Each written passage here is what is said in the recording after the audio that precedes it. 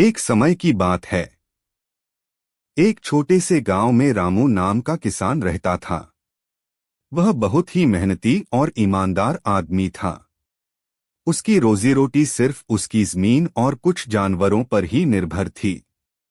गांव के लोग अक्सर कहते, रामू जैसा मेहनती किसान पूरे इलाके में नहीं मिलेगा। रामू सुबह सूरज निकलने से पहले ही उठ जाता और अपने खेतों की ओर निकल पड़ता। उसका दिन धूप में तपते, मिट्टी खोदते और बैलों से हल चलाते ही बीतता। परंतु कठिनाई यह थी कि उसकी जमीन उपजाऊ नहीं थी।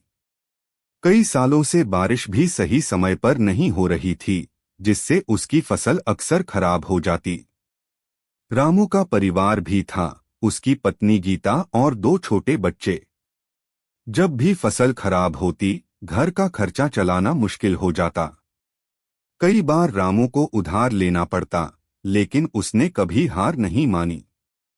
वह हमेशा कहता, मेहनत करने वाले का भगवान साथ देता है। एक साल फिर से सूखा पड़ा। गांव के कई किसानों ने हार मान ली और अपने खेत बेचना शुरू कर दिया।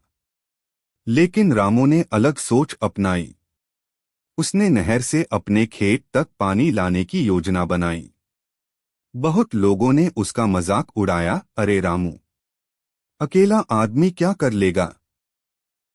ये तो असंभव है। लेकिन रामू ने किसी की नहीं सुनी। दिन रात मेहनत करता रहा। कभी कुदाल से मिट्टी खोदता, कभी पत्थर हटाता। धीरे धीरे उसने एक छोटी सी नहर तैयार कर ली।